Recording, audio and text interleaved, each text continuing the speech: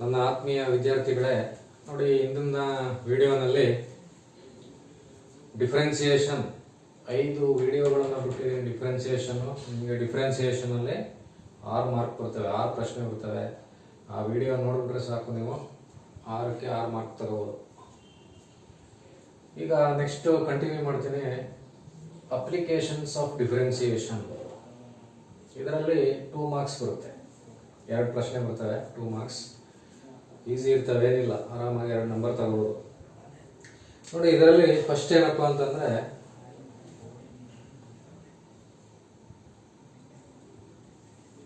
Find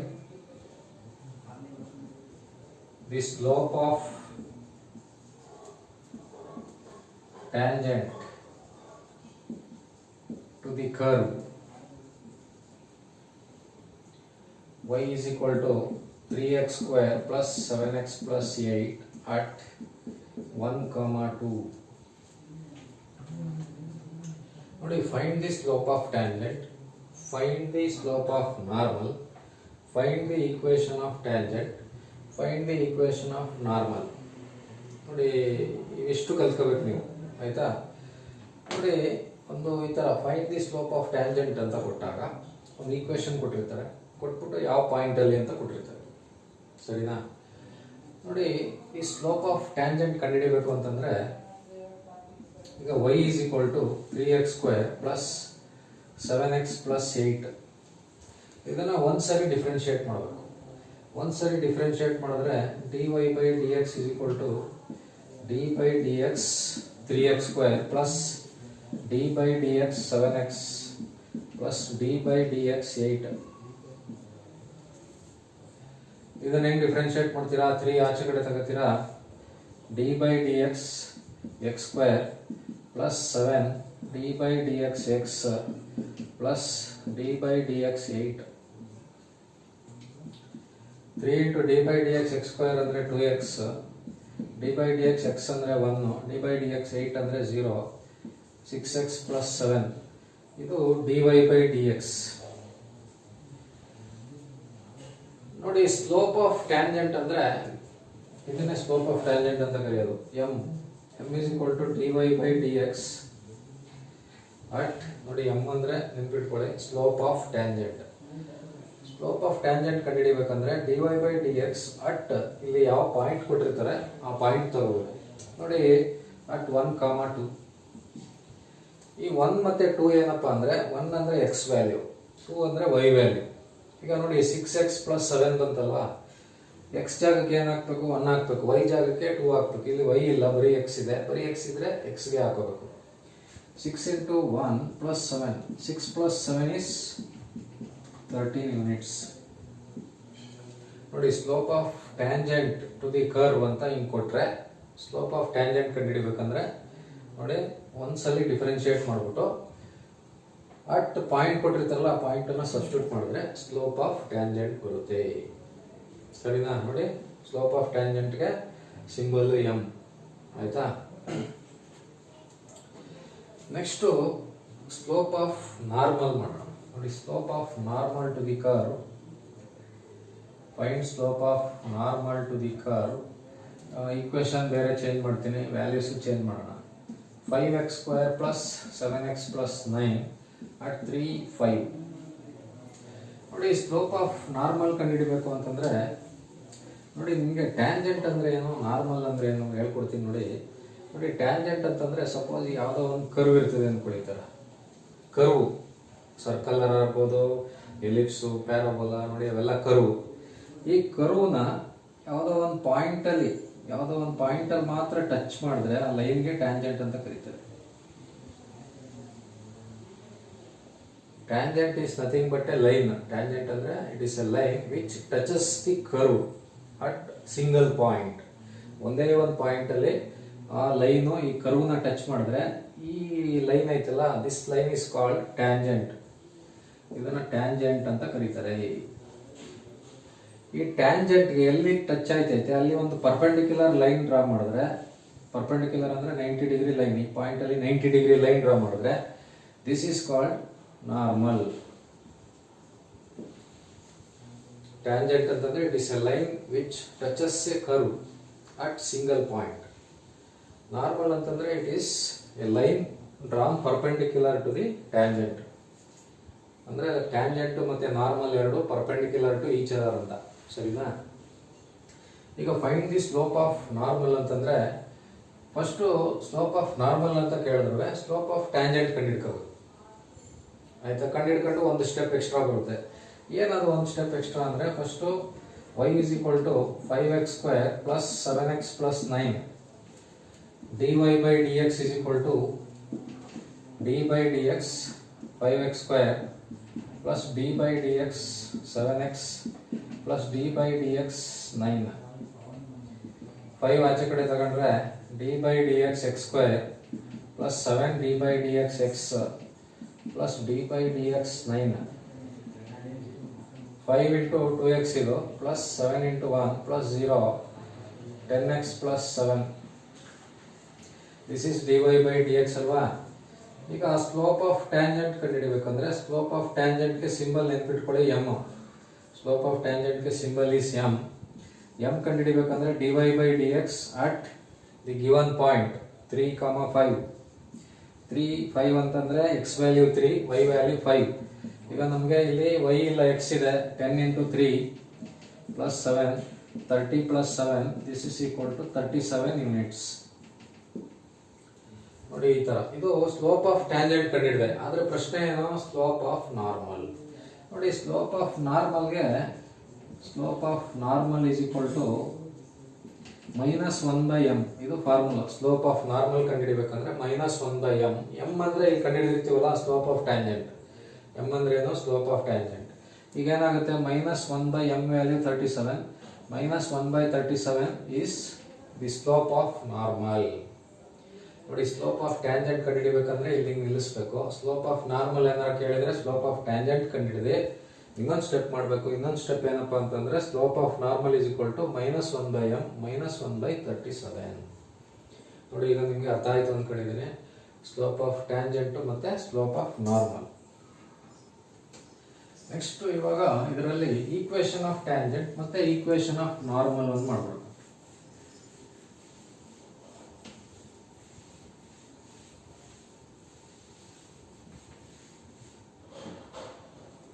ನೋಡಿ find equation of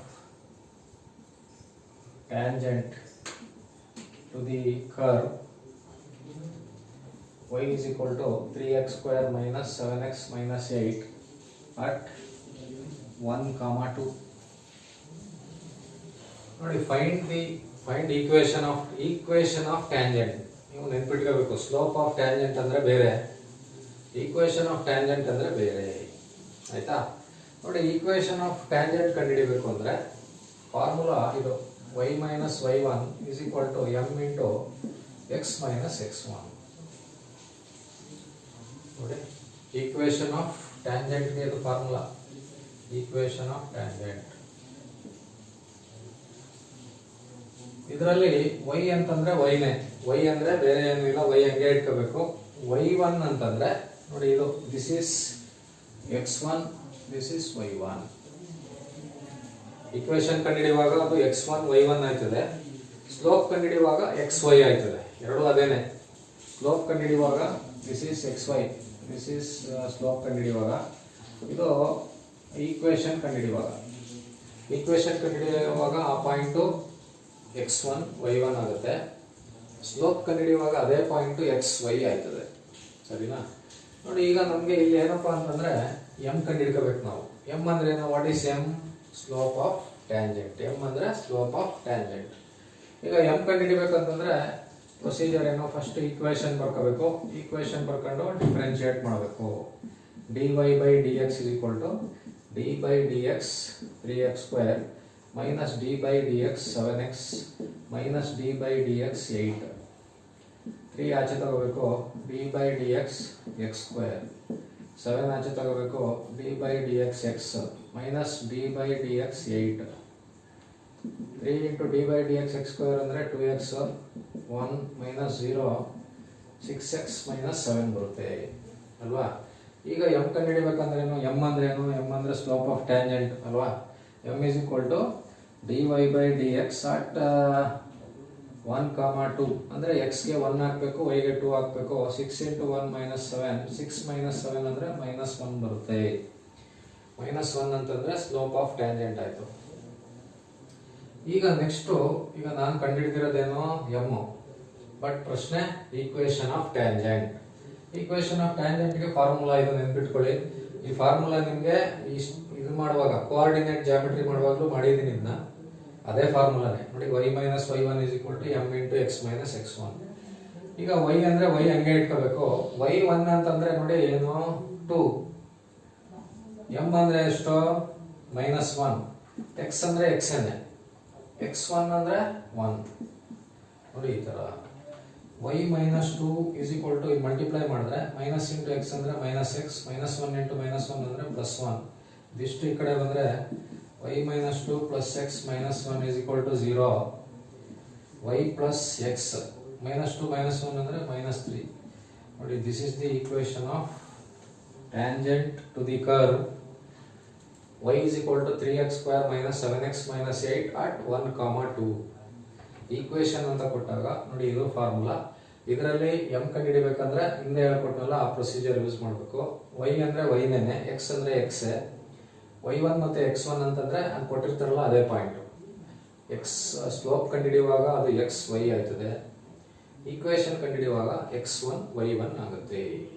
ಸರಿನಾ ನೋಡಿ.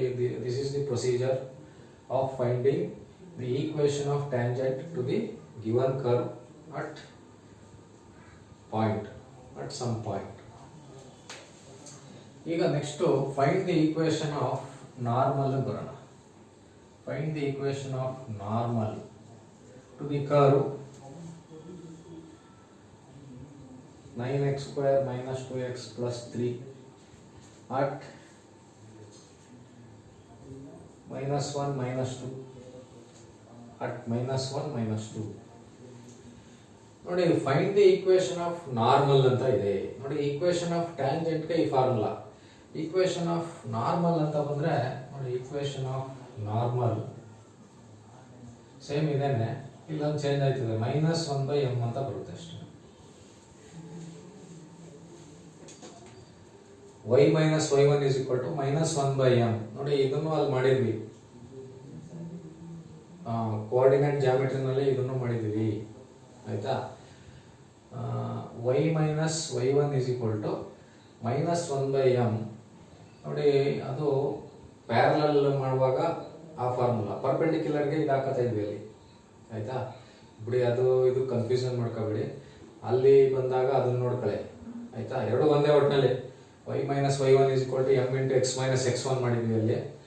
ಇಲ್ಲೂ ಅಷ್ಟೇ ನೋಡಿ. ಈಕ್ವೇಷನ್ ಆಫ್ ಟ್ಯಾಂಜೆಂಟ್ ಅಂತ ಬಂದ್ರೆ y - y1 = m × x - x1. Equation of ನಾರ್ಮಲ್ಗೆ ಒಂದೇ ಒಂದು ಚೇಂಜ್ ಆಯ್ತದೆ, ಏನಪ್ಪಾ ಅಂದ್ರೆ -1/m, m ಜಾಗದಲ್ಲಿ -1/m ಬರುತ್ತೆ. ಸರಿನಾ.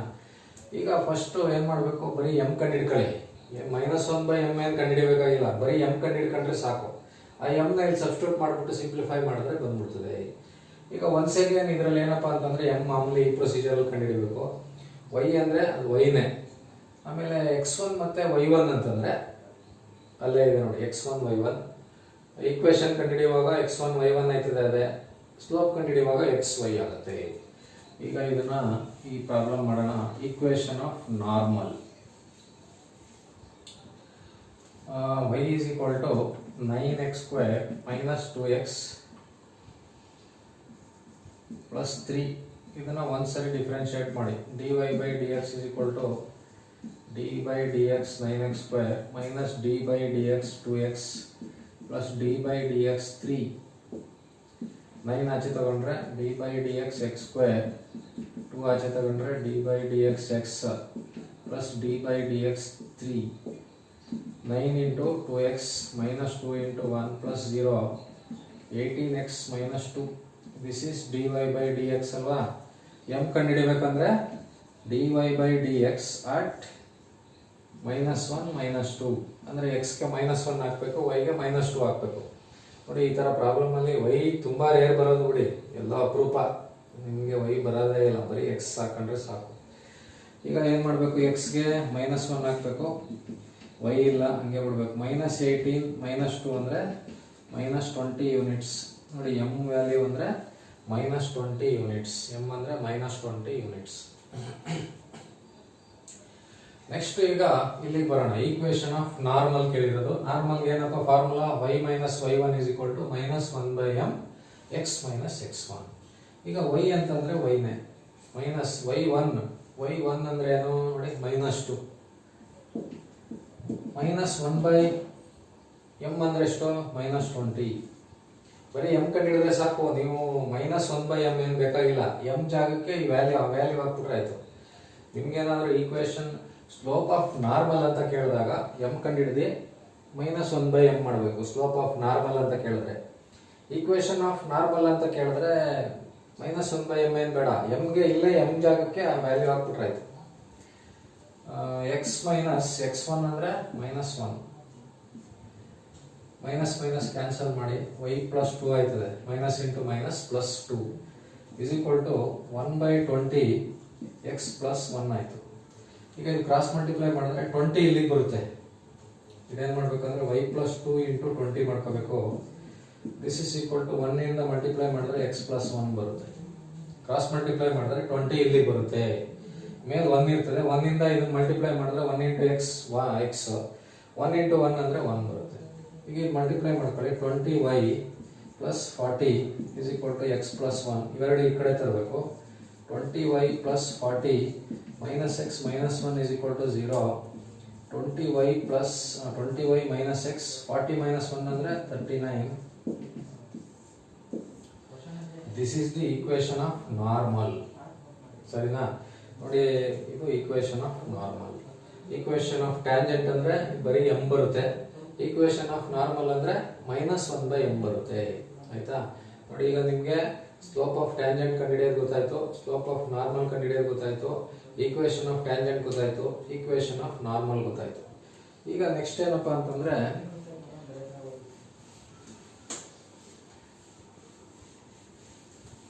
ವೆಲಾಸಿಟಿ ಕಂಡುಹಿಡಿಯೋದು. ವೆಲಾಸಿಟಿ ಅದೊಂದು ಕೇಳ್ತಾ ಇರ್ತಾರೆ, ಫೈಂಡ್ ವೆಲಾಸಿಟಿ ಅಂತ.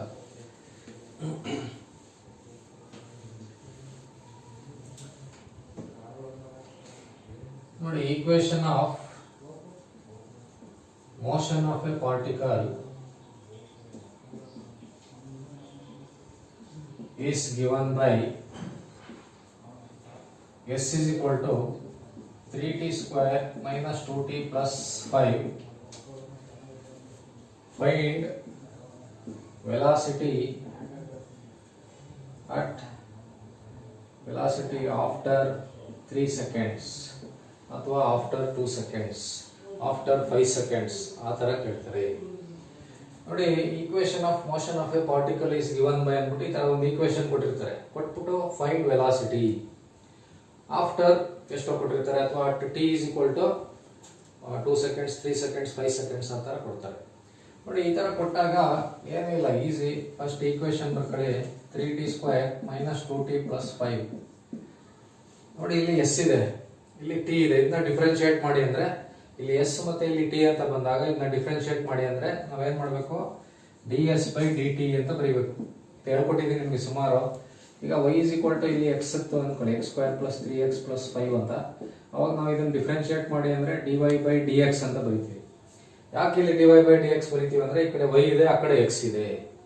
ಈಗ ಇದೇ ತರ ಇಲ್ಲಿಗೆ ಬಂದ್ರೆ ನೋಡಿ, ಇಲ್ಲಿ s ಇದೆ, ಇಲ್ಲಿ t ಇದೆ, ಅದಕ್ಕೆ ds/dt ಅಂತ ಬರೀಬೇಕು.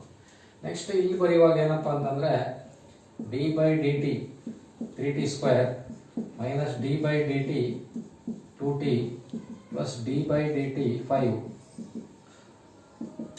ಇಲ್ಲಿ 3 ಆಚೆ ಕಡೆ ತಗೋಬೇಕು. 3 ಆಚೆ ಕಡೆ ತಗೊಂಡ್ರೆ 3 into d/dt t square minus 2 into d/dt t plus d/dt 5. 3 into 2t minus 2 into 1 plus 0. 60 minus 2 ಇದು ds/dt. ನೋಡಿ, ಇದನ್ನ ವೆಲಾಸಿಟಿ ಅಂತ ಕರೀತಾರೆ. ಆಯ್ತಾ? This is called velocity. Velocity ಅಂತಂದ್ರೆ ಏನು? ಆಕ್ಚುಲಿ ವೆಲಾಸಿಟಿ ಅಂದ್ರೆ distance travelled by time taken, ಅದನ್ನ ವೆಲಾಸಿಟಿ ಅಂತ ಕರೀತಾರೆ. ಡಿಸ್ಟೆನ್ಸ್ ಟ್ರಾವೆಲ್ಡ್ ಅಂದ್ರೆ ಎಸ್, ಟೈಮ್ ಟೇಕನ್ ಅಂದ್ರೆ ಟಿ, ds by dt ಅಂತಂದ್ರೆ ವೆಲಾಸಿಟಿ. ನೋಡಿ this is nothing but velocity. ಆದರೆ ಪ್ರಶ್ನೆ ಏನಪ್ಪಾ ಅಂತಂದ್ರೆ ಫೈಂಡ್ ವೆಲಾಸಿಟಿ ಆಫ್ಟರ್ 3 ಸೆಕೆಂಡ್ಸ್ ಅಂತ ಇದೆ. ಆಫ್ಟರ್ 3 ಸೆಕೆಂಡ್ಸ್ ಅಂದ್ರೆ t ಗೆ 3 ಹಾಕಬೇಕು.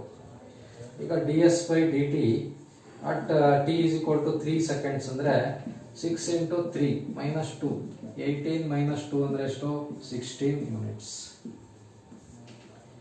ನೋಡಿ ಈ ತರ equation of motion of A particle is given by ಅಂದ್ಬಿಟ್ಟು ಒಂದು ಈಕ್ವೇಶನ್ ಕೊಡ್ತಾರೆ. ಕೊಟ್ಬಿಟ್ಟು find velocity after 3 seconds, after 5 seconds, after 2 seconds, after 10 seconds ಆ ಥರ ಪ್ರಶ್ನೆ ಕೇಳ್ತಾರೆ. ಅವಾಗ ಏನು ಕೊಟ್ಟಿರ್ತಾರೆ ಅದನ್ನ ಒಂದ್ಸರಿ ಡಿಫ್ರೆನ್ಶಿಯೇಟ್ ಮಾಡಿಬಿಟ್ಟು ಟಿ ಜಾಗಕ್ಕೆ ಏನು ಕೊಟ್ಟಿರ್ತಾರೆ ಅದನ್ನ ಹಾಕೋಬೇಕು. ಆಯ್ತಾ? ನೋಡಿ ಇದೇ ಪ್ರಶ್ನೆ ಏನು ಮಾಡ್ತಾರೆ, ಸ್ವಲ್ಪ ಚೇಂಜ್ ಮಾಡಿಬಿಡ್ತಾರೆ. Find the equation of motion of A particle, equation of motion of A particle is given by ಅಂದ್ಬಿಟ್ಟು ಇದೇ ಈಕ್ವೇಶನ್ ತಗೊಳ್ಳೋಣ. ಫೈಂಡ್, ನೋಡಿ ಹಿಂಗ್ ಕೊಡಲ್ಲ, ಏನ್ ಮಾಡ್ತಾರೆ, ಫೈಂಡ್ ಇನಿಷಿಯಲ್ ವೆಲಾಸಿಟಿ, ಟೈಮೇ ಕೊಡಲ್ಲ, ಫೈಂಡ್ ಇನಿಷಿಯಲ್ ವೆಲಾಸಿಟಿ ಅಂತ ಕೊಟ್ಬಿಡ್ತಾರೆ. ನೋಡಿ ಈ ತರ ಟೈಮ್ ಕೊಟ್ಟಿಲ್ಲದೆ ಫೈಂಡ್ ಇನಿಷಿಯಲ್ ವೆಲಾಸಿಟಿ ಅಂತ ಕೇಳಿದ್ರೆ, ಇನಿಷಿಯಲ್ ವೆಲಾಸಿಟಿ ಅಂತಂದ್ರೆ ಟಿ ಈಸ್ ಈಕ್ವಲ್ ಟು 0 ಹಾಕಬೇಕು. ನೆನ್ಪಿಟ್ಕೊಳ್ಳಿ, ಇನಿಷಿಯಲ್ ವೆಲಾಸಿಟಿ ಕಂಡುಹಿಡಿಬೇಕಂದ್ರೆ ಟಿ ಗೆ ಎಷ್ಟು ಹಾಕಬೇಕು? 0 ಹಾಕಬೇಕು. ನೋಡಿ ಇದಿಷ್ಟು ಎಲ್ಲ ಸೇಮು. ಲಾಸ್ಟ್ ಅಲ್ಲಿ ಏನಾಗುತ್ತೆ, 6 into 0 minus 2 ಅಂದ್ರೆ -2 ಯೂನಿಟ್ಸ್ ಅಂತ ಬರುತ್ತೆ. ಫೈಂಡ್ ಇನಿಷಿಯಲ್ ವೆಲಾಸಿಟಿ ಅಂದ್ರೆ ನೆನ್ಪಿಟ್ಕೊಳ್ಳಿ, ಏನ್ ಮಾಡ್ಬೇಕು, ಟಿ ಗೆ 0 ಹಾಕೋಬೇಕು. ಸರಿನಾ? ನೋಡಿ ಹೆಂಗಾರ ಕೊಟ್ಕೊಳ್ಳಿ, ಒಂದು ಈಕ್ವೇಶನ್ ಕೊಟ್ಟಿರ್ತಾರೆ ಈ ತರ, ಇದು ಎಸ್ ಕೊಟ್ಟಿರ್ತಾರೆ, ಈ ಕಡೆ ಟಿ ಕೊಟ್ಟಿರ್ತಾರೆ. ಯಾಕಂದ್ರೆ ಎಸ್ ಅಂದ್ರೆ ಡಿಸ್ಟೆನ್ಸ್ ಟ್ರಾವೆಲ್ಡ್ ಅಂತ, ಟಿ ಅಂದ್ರೆ ಟೈಮ್ ಟೇಕನ್ ಅಂತ. ಇದನ್ನ ಆಮೇಲೆ ಫೈಂಡ್ ವೆಲಾಸಿಟಿ ಅಂದ್ಬಿಟ್ಟು ಯಾವ್ದೋ ಟೈಮಲ್ಲಿ ಕೇಳಿರ್ತಾರೆ, ಆಫ್ಟರ್ 2 seconds, 3 seconds ಅಥವಾ ಫೈಂಡ್ ಇನಿಷಿಯಲ್ ವೆಲಾಸಿಟಿ ಅಂತ ಕೇಳ್ಬೋದು. ಅವಾಗ ನಾವೇನ್ ಮಾಡಬೇಕು, ಇದನ್ನ ಒಂದ್ಸರಿ ಡಿಫ್ರೆನ್ಶಿಯೇಟ್ ಮಾಡಬೇಕು. ಮಾಡಿಬಿಟ್ಟು ಆಫ್ಟರ್ ಸಮ್ ಏನೋ ಟೈಮ್ ಕೊಟ್ಟಿದಾಗ ಟಿ ಜಾಗಕ್ಕೆ ವ್ಯಾಲ್ಯೂ ಹಾಕಿ ಸಿಂಪ್ಲಿಫೈ ಮಾಡಿದ್ರೆ ಅದೇ ಅನ್ಸೋದು. ಸಪೋಸ್ ಅವ್ರೇನಾದ್ರೂ ಇನಿಷಿಯಲ್ ವೆಲಾಸಿಟಿ ಅಂತ ಕೇಳಿದ್ರೆ ಟಿಗೆ ನಾವೇನ್ ಮಾಡಬೇಕು, 0 ಹಾಕೋಬೇಕು. ನೆನ್ಪಿಟ್ಕೊಳ್ಳಿ. ನೋಡಿ ಈ ಅಪ್ಲಿಕೇಶನ್ಸ್ ಆಫ್ ಡಿಫ್ರೆನ್ಸಿಯೇಷನ್ ಅಲ್ಲಿ ನಿಮಗೆ ಇಲ್ಲಿ ತನಕ ಮಾಡಿದ್ನಲ್ಲ, ಇಷ್ಟರಲ್ಲಿ ಒಂದು ಪ್ರಶ್ನೆ ಬರುತ್ತೆ. ಒಂದು ಸ್ಲೋಪ್ ಆಫ್ ಟ್ಯಾಂಜೆಂಟ್ ಕೇಳ್ಬೋದು, ಸ್ಲೋಪ್ ಆಫ್ ನಾರ್ಮಲ್ ಕೇಳ್ಬೋದು, ಈಕ್ವೇಶನ್ ಆಫ್ ಟ್ಯಾಂಜೆಂಟ್ ಕೇಳ್ಬೋದು, ಈಕ್ವೇಶನ್ ಆಫ್ ನಾರ್ಮಲ್ ಕೇಳ್ಬೋದು. ಇಲ್ಲ ಅಂತಂದ್ರೆ ಈ ತರ ವೆಲಾಸಿಟಿ ಕಂಡುಹಿಡಿಯಿರಿ ಅಂತ ಕೇಳ್ಬೋದು. ಇದಿಷ್ಟರಲ್ಲೂ ಒಂದು ಬರುತ್ತೆ. ಇನ್ನೂ ಒಂದು ಪ್ರಶ್ನೆ ನೋಡಿ, ಬರೀ ಎರಡೆರಡು ಕ್ವಶನ್ ಮಾಡ್ತೀನಿ, ಅವೆರಡರಲ್ಲಿ ಇನ್ನೊಂದು ಪ್ರಶ್ನೆ ಬರುತ್ತೆ. ಆಯ್ತಾ? ನೋಡಿ ಏನಪ್ಪಾ ಅದು ಪ್ರಶ್ನೆ ಅಂತಂದ್ರೆ ಈ ತರ ಇರ್ತದೆ. The volume of a ball, the volume of a ball is increasing at the rate of 4 pi cc. The volume of a ball is increasing at the rate of 4 pi cc per second. 4 pi cc per second. The rate of increase of, find the rate of increase of, find the rate of increase of radius, find the rate of increase of radius when the volume is, when the volume is 288, when the volume is 288 cc. ನೋಡಿ ಇದೊಂದು ಪ್ರಶ್ನೆ ಕಲ್ತ್ಬಿಟ್ರೆ ಸಾಕು ನೀವು. ಇದ್ರ ಮೇಲೆ ಸ್ವಲ್ಪ ಆ ಕಡೆ ಈ ಕಡೆ ತಿರುಗಿಸಿ ಕೊಡ್ತಾ ಇರ್ತಾನೆ. ಆಯ್ತಾ? ತುಂಬಾ ಇಂಪಾರ್ಟೆಂಟ್ ಕ್ವಶನ್ ಇದು. ಈ M2 ನಲ್ಲೂ ಅಷ್ಟೇ ಇಂಪಾರ್ಟೆಂಟ್ ಕೇಳ್ತಾನೆ ಇರ್ತಾನೆ, ಸುಮಾರು ಸರಿ ಕೇಳಿದ್ದಾರೆ. ನೋಡಿ ಈ ಪ್ರಾಬ್ಲಮ್ನ ನೀವು ಮಾಡಬೇಕು ಅಂತಂದ್ರೆ, volume of a ball, ball ಅಂತಂದ್ರೆ ball is nothing but sphere ಅಂತ, ಸ್ಪಿಯರ್ ಆರ್ ಬಾಲ್. ನೋಡಿ ವಾಲ್ಯೂಮ್ ಆಫ್ ಎ ಬಾಲ್ ಅಂತ ಬಂದಾಗ volume of a sphere, volume of a sphere ಗೆ ಫಾರ್ಮುಲಾ ನೋಡಿ, V is equal to 4/3 pi r cube ಅಂತ. Volume of a sphere is equal to 4/3 pi r cube ಅಂತ. ಆಯ್ತಾ? ಅದಿರ್ಲಿ. ಈಗ ಫಸ್ಟ್ ಏನ್ ಕೊಟ್ಟಿದ್ದಾರೆ ನೋಡೋಣ. ಏನ್ ಕೊಟ್ಟಿದ್ದಾರೆ ಪ್ರಾಬ್ಲಮ್ ಅಲ್ಲಿ ಅಂದ್ರೆ, the volume of a ball is increasing at the rate, volume of a ball is increasing at the rate ಅಂತಂದ್ರೆ d V by D t ನೆನ್ಪಿಟ್ಕೊಳ್ಳಿ. Volume of a ball increasing at the rate ಅಂತಂದ್ರೆ d V by D t. Radius is increasing at the rate ಅಂತ ಕೊಟ್ರೆ d R by D t. ಇದು volume is increase of volume per second ಅಥವಾ per time ಅಥವಾ rate of increase of volume, rate of ಅಂತ ಬರ್ಕೊಳ್ಳಿ, rate of increase of volume ಆಯ್ತಾ, per second ಅಥವಾ ಏನೋ ಒಂದು. D R by D t ಅಂತಂದ್ರೆ ಪರ್ ಸೆಕೆಂಡ್ ಬೇಡ ಬಿಡಿ, ರೇಟ್ ಅಂದ್ರೆ ಅದು ಸೆಕೆಂಡ್ ಅಂತಾನೆ ಅರ್ಥ, ಸೆಕೆಂಡ್ ಪರ್ ಟೈಮ್ ಅಂತಾನೆ ರೇಟ್ ಅಂತ ಬಂದ್ರೆ. D R by D t ಅಂತಂದ್ರೆ rate of increase of radius, rate of increase of radius. ನೋಡಿ d V by D t ಅಂದ್ರೆ rate of increase of volume, D R by D t ಅಂದ್ರೆ rate of increase of radius. ಸರಿನಾ? ಆಮೇಲೆ v ಗೆ formula, volume of a sphere ಗೆ formula 4/3 pi R cube. R ಅಂದ್ರೆ radius of sphere. ಸರಿನಾ? ಈಗ ನಮಗೆ ಪ್ರಾಬ್ಲಮ್ ಅಲ್ಲಿ ಏನೇನು ಕೊಟ್ಟವ್ರು ನೋಡೋಣ. ನೋಡಿ, volume of a ball is increasing at the rate ಅಂದ್ರೆ d V by D t ಕೊಟ್ಟಿದ್ದಾರೆ ಎಷ್ಟು ಅಂತ. D V by D t is equal to 4 pi c c per second. ನೋಡಿ, ಸಿ ಸಿ ಪರ್ ಸೆಕೆಂಡ್ ಅಂತಂದ್ರೆ ಅದು unit, C C ಅಂತಂದ್ರೆ cubic centimetre per second ಅಂತ, cubic centimetre per second. Unit ಎಲ್ಲ ಏನು ತಲೆ ಕೆಡಿಸ್ಕೊಳ್ಳಂಗಿಲ್ಲ, ನೀವು ಆನ್ಸರ್ ಕಂಡಿಡಿದ್ರೆ ಸಾಕು ಆಯ್ತಾ. ಆದ್ರೂ ಹೇಳಿರ್ತೀನಿ ನೋಡಿ, ಸಿ ಸಿ ಅಂದ್ರೆ cubic centimetre per second. Find the rate of increase of radius ಅಂದ್ರೆ ನಾವೇನ್ ಕಂಡುಹಿಡಿಬೇಕು, d R by D T ಕಂಡುಹಿಡಿಬೇಕು. Find the rate of increase of radius ಅಂದ್ರೆ d R by D T ಕಂಡುಹಿಡಿಬೇಕು. ಯಾವಾಗ? When the volume is v ಕೊಟ್ಟಾರೆ, ಬರೀ volume ಕೊಟ್ಟಿರೋದು ನೋಡಿ, ರೇಟ್ ಆಫ್ ವಾಲ್ಯೂಮ್ ಅಂತ ಕೊಟ್ಟಿಲ್ಲ, ಬರೀ volume. When volume is 288 cubic centimetre, C C cubic centimetre ಅಂತ ಕೊಟ್ಟಿದ್ದಾರೆ. ಗೊತ್ತಾಯ್ತಾ? ನೋಡಿ, ಡಾಟಾ ಇಷ್ಟು ಕೊಟ್ಟಿದ್ದಾರೆ, ಕರೆಕ್ಟಾಗಿ ಕೇಳಿಸ್ಕೊಳ್ಳಿ. ಒಂದು ಲೆಕ್ಕ ನೀವು ಕಲ್ತ್ಬಿಟ್ರೆ ಯಾವ ಲೆಕ್ಕ ಬೇಕಾದ್ರೂ ಮಾಡ್ಬೋದು ಆಯ್ತಾ. The volume of a ball is increasing ಅಂದ್ರೆ ಅವ್ರು ಕೊಟ್ಟಿರೋದು d V by D t. Volume of a ball is increasing at the rate ಅಂತ ಹೇಳಿದ್ರೆ ಅದರ ಅರ್ಥ ಏನು, d V by D t. Rate of increase of radius ಅಂದ್ರೆ d R by D t. ಅಂದ್ರೆ d V by D t ಕೊಟ್ಬಿಟ್ಟವ್ರೆ ಎಷ್ಟು, 4 pi c c per second ಆಯ್ತಾ. ಇದು ಯೂನಿಟ್, ಇದು ನಮಗೆ 4 ಪೈ ವ್ಯಾಲ್ಯೂ ಬೇಕು, 4 ಪೈ ಅಂತ. ಆಮೇಲೆ find the rate of increase of radius ಅಂದ್ರೆ d R by D T ಕಂಡುಹಿಡಿಬೇಕು. ಯಾವಾಗ? ವಾಲ್ಯೂಮ್ ಕೊಟ್ಟಿದ್ದಾರೆ ವಿ 288 ಸಿ ಸಿ. ನೋಡಿ, ಇದು ಅಷ್ಟೇ ಯೂನಿಟ್, ಸಿ ಸಿ ಅಂದ್ರೆ ಕ್ಯೂಬಿಕ್ ಸೆಂಟಿಮೀಟರ್, 288 ಅಷ್ಟೇ ನಮ್ಗೆ ಬೇಕಾಗಿರೋದು. ಈಗ ಇದನ್ನು ಕಂಡುಹಿಡಿಬೇಕು, ಇದು ಕೊಟ್ಟಿದ್ದಾರೆ, ಇದು ಕೊಟ್ಟಿದ್ದಾರೆ. ಅದಾದ್ಮೇಲೆ ನೋಡಿ ಏನ್ ಕಂಡುಹಿಡಿಬೇಕು, ಏನ್ ಕೊಟ್ಟವ್ರೆ ಬರ್ಕೊಂಡಿದ್ದೀವಿ. ನೆಕ್ಸ್ಟ್ ನೋಡಿ, ಇಲ್ಲಿಗೆ ಬರಬೇಕು. ಇಲ್ಲಿಗೆ ಬಂದಾಗ ಇಲ್ಲಿ ವಿ ಇದೆ, ಇಲ್ಲಿ ಆರ್ ಇದೆ. ನಾವು ನೋಡಿ ಇಲ್ಲಿ ತನಕ ಏನ್ ಮಾಡ್ತಾ ಇದ್ವಿ ಅಂತಂದ್ರೆ ಇದನ್ನ ಡಿಫ್ರೆನ್ಶಿಯೇಟ್ ಮಾಡಿ ಅಂದ್ರೆ, ಆಕ್ಚುಲಿ ಇದನ್ನ ಡಿಫ್ರೆನ್ಶಿಯೇಟ್ ಮಾಡಿ ಅಂದ್ರೆ ನಾನೀಗ ನಿಮ್ಗೆ ಹೇಳ್ಕೊಟ್ಟಿರೋ ಪ್ರಕಾರ ನೀವು ಹೆಂಗ್ ಡಿಫ್ರೆನ್ಶಿಯೇಟ್ ಮಾಡ್ತೀರಾ, D V by D R ಅಂತ ಬರೀತೀರಾ. ಏನಕ್ಕಪ್ಪ ಹಿಂಗ್ ಬರೀತೀರಾ ಅಂದ್ರೆ ಇಲ್ಲಿ ವಿ ಐತೆ, ಇಲ್ಲಿ ಆರ್ ಐತೆ ಆಯ್ತಾ. ನೋಡಿ, ಈ ತರ ಬರೆಯಂಗಿಲ್ಲ ಇದನ್ನ, ಇದೊಂದು ರೇಟ್ ಮೆಜರ್ ಅಂತ ಬರುತ್ತೆ. ಈ ತರ ಪ್ರಾಬ್ಲಮ್ ಬಂದಾಗ ನೆನ್ಪಿಟ್ಕೊಳ್ಳಿ, D V by D T ಅಂತ ಬರೀಬೇಕು. ನೀವು ಈಗ ಕೇಳ್ಬೋದು, ಸರ್ ಇಲ್ಲಿ ಟಿನೇ ಇಲ್ವಲ್ಲ, ಇದು ಹೆಂಗ್ ಬರ್ಕೊಂಡ್ರಿ ಅಂತ. ನೋಡಿ, ಟಿ ಇಲ್ಲದೆ ಇದ್ರೆ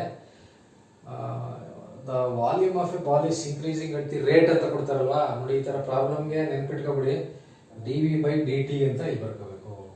ಬೇರೆ ಏನು ಪ್ರಾಬ್ಲಮ್ ಇದೇ ಪ್ರಾಬ್ಲಮ್ ಕೇಳೋದು, ಅಲ್ಲಿ ಬೇರೆ ಬೇರೆ ಡಾಟಾ ಕೊಟ್ಟಿರ್ತಾರೆ, ಹೇಳ್ತೀನಿ ಏನ್ ಕೊಡ್ತಾರೆ, ಏನ್ ಆನ್ಸರ್ ಅಂತ. ಆನ್ಸರು ನೆನ್ಪಿಟ್ಕೊಬಿಡ್ಬೋದು, ಏನ್ ಬೇರೆ ಚೇಂಜ್ ಮಾಡಲ್ಲ. ಈ ನಂಬರ್ಗಳು ಇದೇ ಇರ್ತವೆ, ಪ್ರಾಬ್ಲಮ್ ಕೊಟ್ರೆ ಈ ನಂಬರ್ಗಳು ಇದೇ ಇರ್ತವೆ, ನೀವು ಆನ್ಸರ್ನೇ ನೆನ್ಪಿಟ್ಕೊಬಿಡ್ಬೋದು ಆಯ್ತಾ. ಈಗ ನೋಡಿ, ಇದನ್ನ ಡಿಫ್ರೆನ್ಶಿಯೇಟ್ ಮಾಡ್ಬೇಕಂದ್ರೆ ಇದೇ ಮೆಥಡು ನೆನ್ಪಿಟ್ಕೊಳ್ಳಿ, ಇದೊಂದು ಮಾತ್ರ ಆಯ್ತಾ.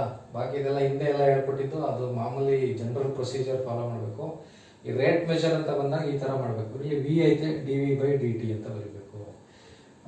ಆಮೇಲೆ ಇದು 4/3 ಕಾನ್ಸ್ಟೆಂಟ್, ಪೈನು ಕಾನ್ಸ್ಟೆಂಟ್ ಅಲ್ವಾ. 4/3 ಕಾನ್ಸ್ಟೆಂಟ್, ಪೈನು ಕಾನ್ಸ್ಟೆಂಟ್. ಪೈ ಅಂತಂದ್ರೆ 3.14 ಅಥವಾ 22/7 ಅಂತಾರಲ್ಲ ಅದು.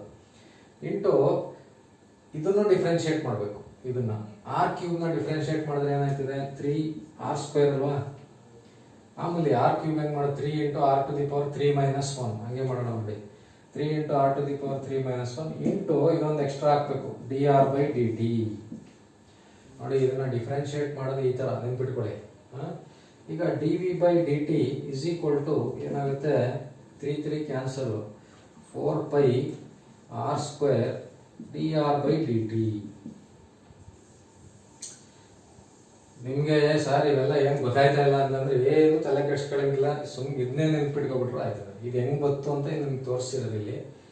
dv by dt is equal to 4 pi r square dr by dt. ಇದೊಂದು ಫಾರ್ಮುಲಾ ನೆನ್ಪಿಟ್ಕೊಬಿಟ್ರೆ ನಿಮ್ಗೆ ಏನಾದರೂ ವಾಲ್ಯೂಮ್ ಆಫ್ ಎ ಬಾಲ್ ಅಥವಾ ವಾಲ್ಯೂಮ್ ಆಫ್ ಎ ಸ್ಪಿಯರ್ ಏನಾದ್ರು ಲೆಕ್ಕ ಬಂದ್ರೆ ಇದು ಹಾಕಬಿಟ್ರೆ ಬಂದ್ಬಿಡ್ತದೆ ಆನ್ಸರ್. ಸರಿನಾ? ಇದು ಹೆಂಗಪ್ಪ ಬಂತು ಅಂದ್ರೆ ನೋಡಿ, ವಾಲ್ಯೂಮ್ ಆಫ್ ಎ ಸ್ಪಿಯರ್ಗೆ formula v is equal to 4/3 pi r cube. ಇದನ್ನ ಡಿಫರೆನ್ಶಿಯೇಟ್ ಮಾಡುವಾಗ dv by dt ಅಂತ ಬರೀಬೇಕು. is equal to 4/3 pi constant ಗೊತ್ತು, r ನು ಡಿಫರೆನ್ಶಿಯೇಟ್ ಮಾಡಬೇಕು. ಯಾಕಪ್ಪ ಇಲ್ಲಿ r ನು ಡಿಫರೆನ್ಶಿಯೇಟ್ ಮಾಡಬೇಕಂದ್ರೆ ಈ r ಚೇಂಜ್ ಆದ್ರೆ v ಚೇಂಜ್ ಆಯ್ತದೆ, r ಜಾಸ್ತಿ ಆದ್ರೆ v ಜಾಸ್ತಿ ಆಯ್ತದೆ ಅಲ್ವಾ? ಅದಕ್ಕೋಸ್ಕರ ಇದುವೇ ಡಿಪೆಂಡೆಂಟು, ಇದು ಡಿಪೆಂಡೆಂಟು. ಅದಕ್ಕೋಸ್ಕರ ಏನು ಮಾಡಬೇಕು, ಇದನ್ನು ಡಿಫರೆನ್ಶಿಯೇಟ್ ಮಾಡಬೇಕು. ಇದನ್ನು ಡಿಫರೆನ್ಶಿಯೇಟ್ ಮಾಡಿದ್ರೆ 3 into r to the power 3 minus 1 3 r square ಬರ್ತದೆ ಅಲ್ವಾ? ನೋಡಿ 3 ಕ್ಯಾನ್ಸಲ್, ಈ 3 ಕ್ಯಾನ್ಸಲ್, 4 pi ಇದು r 3 minus 1 ಅಂದ್ರೆ r square dr by dt. ಸರಿನಾ? ಈಗ ಪ್ರಶ್ನೆಗೆ ಬರೋಣ. ಇದನ್ನ ಡಿಫರೆನ್ಶಿಯೇಟ್ ಮಾಡ್ಬೇಕಂದ್ರೆ ಈ ತರ ನೀವು ಇದೊಂದು ನೆನ್ಪಿಟ್ಕೋಬೇಕು, ಇದನ್ನು ನೆನ್ಪಿಟ್ಕೋಬೇಕು. ಯಾಕಂದ್ರೆ ಒಂದೊಂದ್ಸಲಿ ರೇಡಿಯಸ್ ಕಂಡುಹಿಡ್ಕೋಬೇಕು, ಇದನ್ನೇ ಯೂಸ್ ಮಾಡಬೇಕು. ಆಯ್ತಾ? ಇದೊಂದು ನೆನ್ಪಿಟ್ಕೊಳ್ಳಿ, ಇದೊಂದು ನೆನ್ಪಿಟ್ಕೊಳ್ಳಿ. ಇಲ್ಲ ಇದು ಹೆಂಗ್ ಬಂತು ಅಂದ್ರೆ ಈ ತರ ಬರುತ್ತೆ. ನೀವು ಹೆಂಗ್ ಬೇಕಾದ್ರೂ ನೆನ್ಪಿಟ್ಕೋಬಹುದು. ಇದು ಕಷ್ಟ ಆದ್ರೆ ಡೈರೆಕ್ಟ್ ನೆನ್ಪಿಟ್ಕೊಳ್ಳಿ, ಇಲ್ಲ ಅಂದ್ರೆ ಈ ತರ ಕಂಡುಹಿಡ್ಕೊಳ್ಳಿ. ಸರಿನಾ? ಈಗ ನಮಗೆ ಒಂದು ಈಕ್ವೇಶನ್ ಸಿಕ್ಕಿದೆ, ಏನು dv by dt is equal to 4 pi r square dr by dt. ಈಗ ನಾವು ಏನ್ ಕಂಡುಹಿಡಿಬೇಕು ನೋಡಿ, dr by dt ಕಂಡುಹಿಡಿಬೇಕು. ಈಗ ಗೊತ್ತಿಲ್ಲ, ಏನೇನು ಕೊಟ್ಟವ್ರೆ ನೋಡಿ, dv by dt ಕೊಟ್ಟವ್ರೆ, ಇದು ಕೊಟ್ಟಿದ್ದಾರೆ 4 pi. ಇದಕ್ಕೆ 4 pi ಹಾಕತ್ತೀನಿ. ನಮಗೆ ಇಲ್ಲಿ ಇಲ್ಲೊಂದು r ಇದೆ, r ಕೊಟ್ಟಿದಾರ ನೋಡಿ. ರೇಡಿಯಸ್ ಕೊಟ್ಟಿಲ್ಲ ಅಂದಾಗ ನಾವು ರೇಡಿಯಸ್ ಕಂಡುಹಿಡ್ಕೋಬೇಕು. ಹೆಂಗ್ ಕಂಡುಹಿಡಿಯೋದಪ್ಪ ಅಂದ್ರೆ ನೋಡಿ, ಅದಕ್ಕೆ ವಾಲ್ಯೂಮ್ ಕೊಟ್ಟಿದ್ದಾರೆ. ವಾಲ್ಯೂಮ್ ಕೊಟ್ಟಾಗ ರೇಡಿಯಸ್ನ ಕಂಡುಹಿಡಿಬೇಕು. ಹೆಂಗ್ ಕಂಡುಹಿಡಿಯೋದು, ಈ ಫಾರ್ಮುಲಾ ಯೂಸ್ ಮಾಡಬೇಕು. ಈಗ v is equal to 4/3 pi r cube ಅಲ್ವಾ? v ಅಂದ್ರೆ ಎಷ್ಟು, 288 is equal to 4/3 into pi into r cube. ಕರೆಕ್ಟಾ? ಈಗ ನೆಕ್ಸ್ಟು ಇದನ್ನ ಸಿಂಪ್ಲಿಫೈ ಮಾಡ್ಕೋಬೇಕು. ಇದನ್ನ ಸಿಂಪ್ಲಿಫೈ ಮಾಡಿದ್ರೆ r cube is equal to ನೋಡಿ, r cube is equal to ಬೇಕಂದ್ರೆ ಪೈಗೆ 22/7 ಹಾಕೋಬಿಡೋಣ. 22/7 ಆಯ್ತಾ? 22/7 ಅಂತ ಹಾಕೋಬಿಟ್ರೆ ಇದು ಕ್ರಾಸ್ ಮಲ್ಟಿಪ್ಲೈ ಮಾಡಿದ್ರೆ ಏನಾಗ್ತದೆ, 288 into 3 into 7 ಅಲ್ವಾ? ನೋಡಿ 3 into 7 ಮೇಲೆ ಬರ್ತದೆ, ಡಿವೈಡೆಡ್ ಬೈ 4 into 22. ಆಯ್ತಾ? ಈಗ ಇದನ್ನ ಸಿಂಪ್ಲಿಫೈ ಮಾಡೋಣ, ಇದನ್ನ ಕ್ಯಾನ್ಸಲ್ ಮಾಡೋಣ. 4 1s are 4,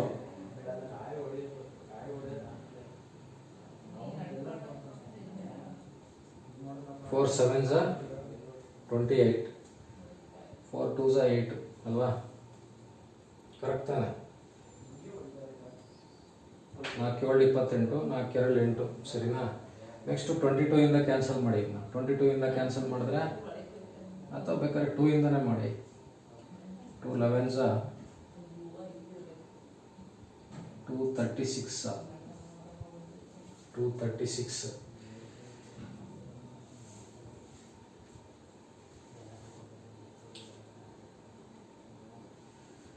288 into 3 into 7 divided by 4 into 22.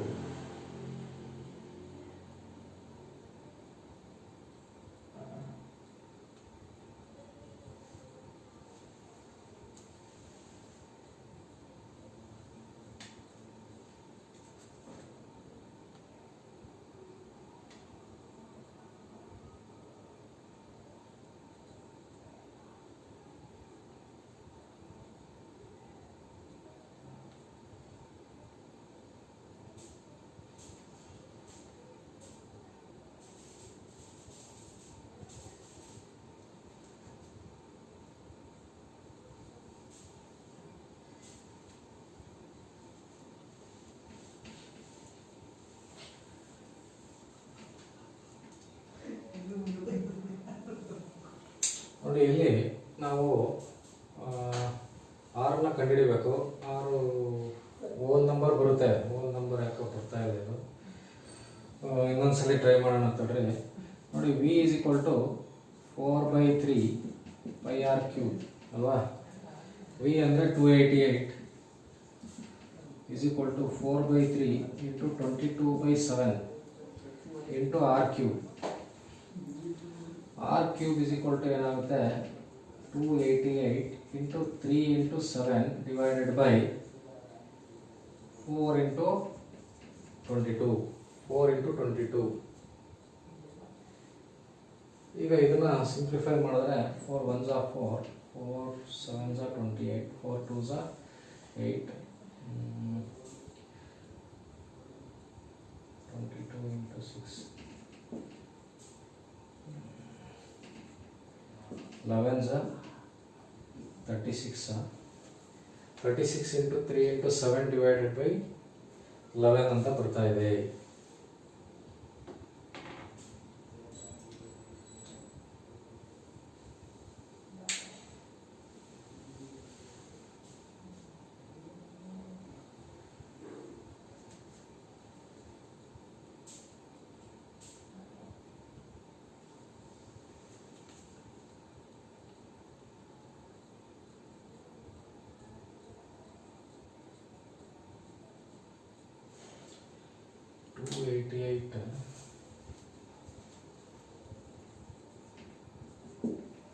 ಅಂತ ತಗೊಂಡ್ರೆ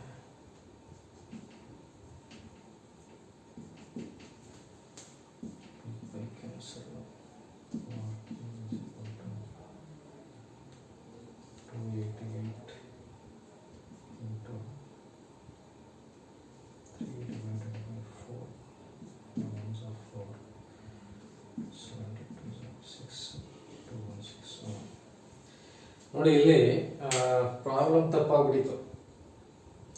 ಪ್ರಾಬ್ಲಮ್ ನೋಡಿ ಬರೀ 288 ಅಂತ ಬರ್ಕೊಬಿಟ್ಟಿದೆ.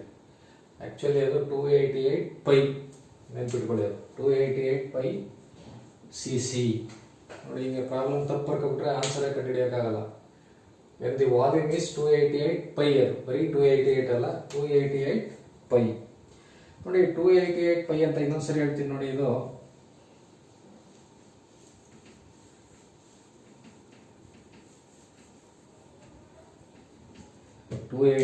π.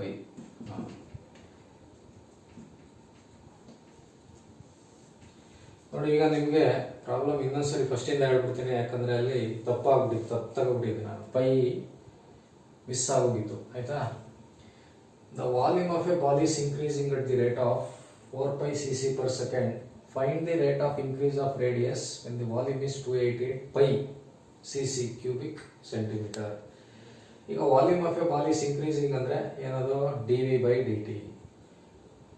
Find the rate of increase of radius ಅಂದ್ರೆ dr/dt.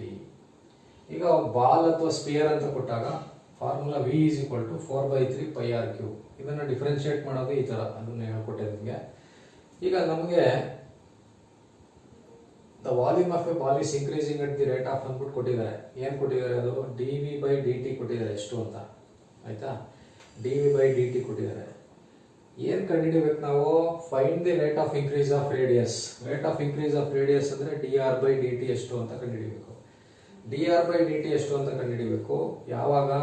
When the volume is, volume ಕೊಟ್ಟಿದ್ದಾರೆ ನೋಡಿ. ಇವಾಗ ನಮಗೆ ಇದು ಈಕ್ವೇಶನ್ ಹೆಂಗ್ ಬರುತ್ತೆ ಅಂತ ಗೊತ್ತಾಯ್ತು. ಈಗ ಇಲ್ಲಿ ನಾವು dr/dt ಕಂಡುಹಿಡಿಬೇಕು. ಇದನ್ನು ಕೊಟ್ಟಿದ್ದಾರೆ. ಇದನ್ನು ಕಂಡುಹಿಡಿಬೇಕಂದ್ರೆ ನಾವೇನ್ ಮಾಡಬೇಕು? ಆರ್ ಕಂಡುಹಿಡ್ಕೋಬೇಕು. ನೋಡಿ ಆರ್ ಕಂಡುಹಿಡಿಬೇಕು ಅಂತಂದ್ರೆ ಈ ಫಾರ್ಮುಲಾ ಯೂಸ್ ಮಾಡಬೇಕು. v is equal to 4/3 πr³. v ಅಂದ್ರೆ ಎಷ್ಟು? 288 π is equal to 4/3 into π into r³. ಸರಿನಾ? ನೋಡಿ ಪೈ ಕ್ಯಾನ್ಸಲ್. ಇದನ್ನ ಈ ಕಡೆ ಆ ಕಡೆ ತಗೊಬಂದ್ರೆ r³ is equal to ಏನಾಗುತ್ತೆ? 288 into 3 divided by 4 ಬರ್ತದೆ. 4 ಇಂದ ಇದನ್ನು ಕ್ಯಾನ್ಸಲ್ ಮಾಡಿದ್ರೆ 72 ಬರುತ್ತೆ. r³ is equal to 216. 72 into 3 ಮಾಡಿದ್ರೆ 216. r is equal to cube root of 216 is equal to 6. R ಅಂದ್ರೇನು 6 ಸೆಂಟಿಮೀಟರ್ ಅಂತ ಬರುತ್ತೆ. ನೋಡಿ ಈ ಪ್ರಾಬ್ಲಮ್ ನೆನ್ಪಿಟ್ಕೊಬಿಡ್ಬೋದು ನೀವು. ಹೆಂಗಪ್ಪ ಅಂತಂದ್ರೆ volume of a ball is increasing at the rate of, ಹಿಂಗೆ ಕೊಡೋದು, ಏನು ಇದನ್ನು ಏನು ಚೇಂಜ್ ಮಾಡಲ್ಲ, ಇಲ್ಲಿ ಇದನ್ನು ಏನು ಚೇಂಜ್ ಮಾಡಲ್ಲ. ಅವಾಗ ಆರ್ ಎಷ್ಟು ಬರ್ತದೆ ನಮಗೆ? 6 ಬರ್ತದೆ. ನೆನ್ಪಿಟ್ಕೊಬಿಡಿ, ಆರ್ ಎಷ್ಟು ಬರುತ್ತೆ? 6 ಬರುತ್ತೆ.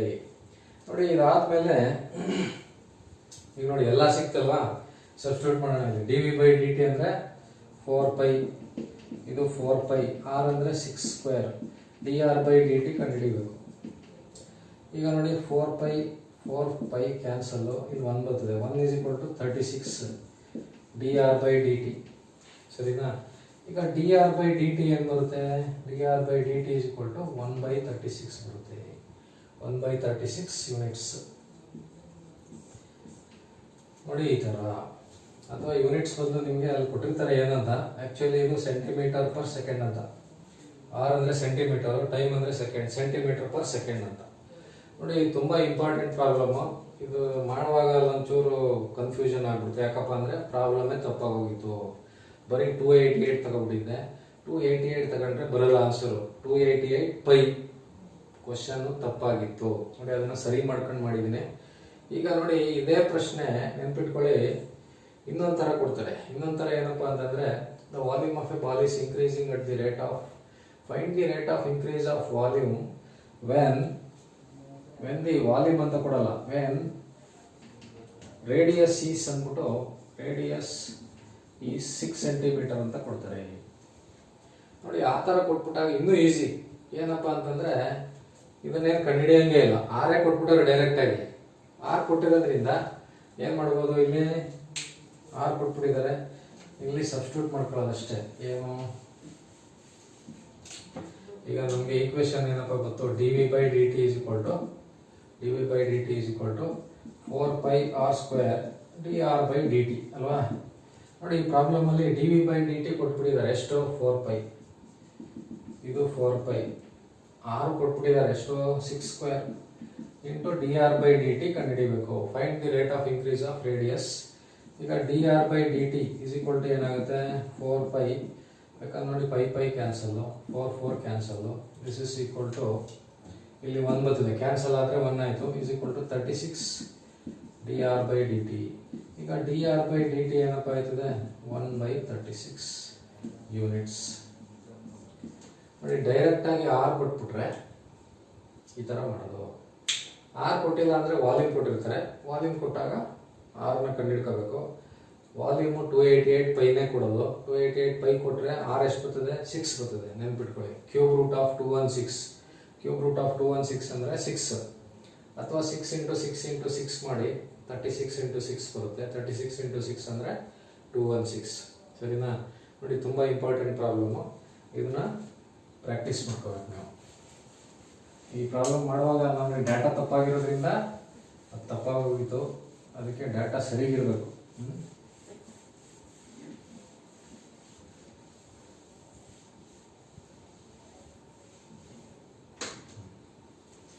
ನೋಡಿ ಈಗ ಇದರಲ್ಲಿ ಇನ್ನೊಂದು ಲಾಸ್ಟ್ ಒಂದು ಪ್ರಾಬ್ಲಮ್ ಇದೆ. ಸರ್ಕಲ್ ಒಂದು ಇರ್ತದೆ. The area of A circular plate. The area of a circular plate is increasing at constant rate of 3 centimeter square per minute. 3 centimeter square per minute. Find the rate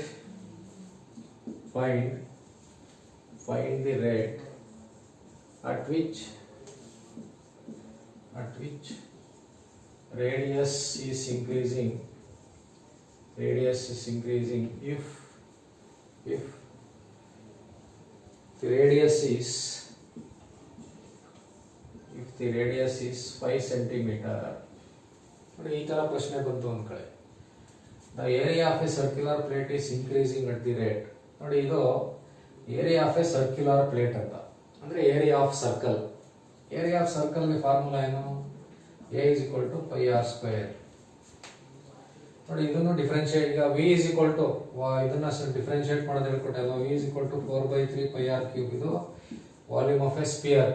ಇದನ್ನು differentiate ಮಾಡಬೇಕಂದ್ರೆ D V by D T is equal to 4/3 pi into 3r square D R by D T ಅಂತ ಮಾಡಿದ್ವಲ್ಲ, ಅದೇ ಥರ ಇದನ್ನು differentiate ಮಾಡ್ಕೋಬೇಕು. ಹೆಂಗ್ differentiate ಮಾಡ್ತೀರಾ ಇದನ್ನ ನೋಡಿ, d a by D T ಅಂತ ಬರ್ಕೋಬೇಕು. ನೋಡಿ ಅದಕ್ಕೆ ಏನು ಮಾಡಿದ್ವಿ, d V by D t ಬರ್ದ್ವಿ ಅಲ್ವಾ, ಅದೇ ಥರ ಇದಕ್ಕೆ d a by D t. D a by D T is equal to pi into ಇದನ್ನು ಮಾಡಿದ್ರೆ ಏನಾಗುತ್ತೆ 2 into r to the power 2 - 1 into ಇದೊಂದು ಹಾಕೋಬೇಕು d R by D t. ಈಗ d a by D T is equal to 2 pi R square ಅಲ್ಲ R ಬರ್ತದೆ ಬರೀ D R by D T. ನೋಡಿ ಏರಿಯಾ ಆಫ್ ಎ ಸರ್ಕಲ್ ಅಂತ ಕೊಟ್ಟಾಗ, area of a circular plate ಅಂತ ಕೊಟ್ಟಾಗ ಇದು, ವಾಲ್ಯೂಮ್ ಆಫ್ ಎ ಸ್ಪಿಯರ್ ಅಥವಾ ವಾಲ್ಯೂಮ್ ಆಫ್ ಎ ಬಾಲ್ ಅಂತ ಕೊಟ್ಟಾಗ ಹಿಂದೆ ಹೇಳ್ಕೊಟ್ನಲ್ಲ ಅದನ್ನ ನೆನ್ಪಿಟ್ಕೋಬೇಕು. ಈಗ ಇಲ್ಲಿ ಇದೊಂದು ನೆನ್ಪಿಟ್ಕೋಬೇಕು. ಇದ್ರ ಜೊತೆಗೆ ಏನು ಕೊಟ್ಟವ್ರು ನೋಡವ. ಈಗ area of a circular plate is increasing. Area of a circular plate is increasing at the rate ಅಂದ್ರೆ ಅವ್ರು ಕೊಟ್ಟಿರೋದು d a by D t ಅಲ್ವಾ. D a by D t ಎಷ್ಟು 3 centimeter square per minute. Find the rate at which radius is increasing ಅಂದ್ರೆ d R by D t ಎಷ್ಟು ಅಂತ ಕಂಡುಹಿಡಿಬೇಕು. ಯಾವಾಗ ವೆನ್ ದಿ ರೇಡಿಯಸ್ ಆರ್ ಕೊಟ್ಟಿದ್ದಾರೆ ಎಷ್ಟು 5 centimeter. ನೋಡಿ ಏನಿಲ್ಲ, ಅದು ಡೇಟಾ ತಗೊಂಡು ಇಲ್ಲಿ ಸಬ್ಸ್ಟಿಟ್ಯೂಟ್ ಮಾಡಿದ್ರೆ ಬಂದ್ಬಿಡ್ತದೆ. ಈಗ ನೋಡಿ ಏನು ಕೊಟ್ಟವ್ರೆ, d a by D t 3 ಅಲ್ವಾ, 2 ಇಂಟು 5 ಆರ್ ಎಷ್ಟು 5 into d R by D t. ಈಗ 3 ಇಸ್ ಈಕ್ವಲ್ ಟು ಈಗ ಮಲ್ಟಿಪ್ಲೈ ಮಾಡಿದ್ರೆ 10 ಪೈ ಅಲ್ವಾ, 2 5 10 pi d R by D t. ಈಗ D R by D t ಏನಾಯ್ತದೆ, d R by D T is equal to 3/10 pi. 3/10 pi units ಅಂತ ಬರೀಬೋದು. ನೋಡಿ ಈ ತರ ನೋಡಿ, ಇವೆರಡು ನೆನ್ಪಿಟ್ಕೊಳ್ಳಿ. ಇವೆರಡರಲ್ಲೇ ಒಂದು ಬರೋದು ನಿಮಗೆ ಜಾಸ್ತಿ ಬರೋದೇ ವಾಲ್ಯೂಮ್ ಆಫ್ ಎ ಸ್ಪಿಯರ್ ಮತ್ತು ವಾಲ್ಯೂಮ್ ಆಫ್ ಎ ಬಾಲ್. ನಾನು ಹೇಳ್ಕೊಟ್ಟಿದ್ದೀನಲ್ಲ ಪ್ರಾಬ್ಲಮ್, ಅದೇ ಪ್ರಾಬ್ಲಮ್. ಅದು ಮಾಡುವಾಗ ಅದೊಂಚೂರು ತಪ್ಪಾಯಿತು. 288 ಪೈ ಅಂತ ಮಾಡ್ಕೋಬೇಕು. 288 ತಗೊಬಿಟ್ರೆ ಆರ್ ಡೈರೆಕ್ಟ್ ವ್ಯಾಲ್ಯೂ ಬರಲ್ಲ, ಅದು ಕ್ಯೂಬ್ ರೂಟ್ ಎಲ್ಲ ಇರೋದ್ರಿಂದ ಪಾಯಿಂಟ್ ಎಲ್ಲ ಬಂದ್ಬಿಡ್ತವೆ. ಆ ಥರ ಲೆಕ್ಕ ಕೊಡಲ್ಲ. 288 ಅಂತ ಬರ್ಕೊಂಡಿದೆ, ಅದು 288 ಪೈ ಆಗಬೇಕು. ಅದೊಂಚೂರು ಕರೆಕ್ಷನ್ ಮಾಡ್ಕೊಬಿಡಿ ಆಯಿತಾ. ಅಲ್ಲೊಂದು ಸ್ವಲ್ಪ ಮಿಸ್ಟೇಕ್ ಆಗಿದೆ. ವಿಡಿಯೋ ನೋಡೋರು ಅದನ್ನು ಸ್ವಲ್ಪ ಅಡ್ಜಸ್ಟ್ ಮಾಡ್ಕೋಬೇಕು ಆಯಿತಾ. ನೋಡಿ ಇಲ್ಲಿಗೆ ನಿಮಗೆ ಅಪ್ಲಿಕೇಶನ್ಸ್ ಆಫ್ ಡಿಫ್ರೆನ್ಸಿಯೇಷನ್ ಅಲ್ಲಿ ಇಷ್ಟೇ ಕೇಳೋದು. ಒಂದೇನಪ್ಪ ಅಂದರೆ slope of tangent, slope of normal, equation of tangent, equation of normal, ಆಮೇಲೆ ವೆಲಾಸಿಟಿ, ಆಮೇಲೆ ಇನ್ನೊಂದು ಏನಪ್ಪ ಅಂದರೆ ಇದೊಂದು ಸ್ಪಿಯರ್ದು ಅಥವಾ ಬಾಲ್ದು, ಇಲ್ಲಾಂದರೆ ಏರಿಯಾ ಆಫ್ ಸರ್ಕ್ಯುಲರ್ ಪ್ಲೇಟ್. ನೋಡಿ ಇಷ್ಟರಲ್ಲೇ ನಿಮಗೆ 2 ಪ್ರಶ್ನೆ ಬರುತ್ತೆ, ಗ್ಯಾರಂಟಿ ಬರುತ್ತೆ. ಅದರಲ್ಲಿ ಒಂದು ಪ್ರಶ್ನೆ ಇವೆರಡರಲ್ಲೇ ಒಂದು, ಯಾವುದು area of circle, volume of a ball, ಅದರಲ್ಲೊಂದು. ಇನ್ನು ಉಳ್ಕೊಂಡಿದ್ರಲ್ಲಿ ಒಂದು ಬರುತ್ತೆ. ನೋಡಿ ಇಷ್ಟು ಹೇಳ್ತಾ ಇವತ್ತಿನ ಕ್ಲಾಸ್ ಮುಗಿಸೋಣ. ಯಾರ್ಯಾರು ಈ ವಿಡಿಯೋನ ಫುಲ್ ನೋಡಿದ್ದೀರಾ ಅವರಿಗೆಲ್ಲ ತುಂಬ ಥ್ಯಾಂಕ್ಸ್ ಅಂತ ಹೇಳ್ತಾ, ನನ್ನ ಈ ಚಾನಲನ್ನು ಇದೇ ಥರ ಹೆಚ್ಚು ಹೆಚ್ಚು ಬೆಳೆಸಿ ಅಂತ ಹೇಳ್ತಾ ಈ ಕ್ಲಾಸನ್ನು ಮುಗಿಸೋಣ. ಎಲ್ಲರಿಗೂ ಆಲ್ ದಿ ಬೆಸ್ಟ್.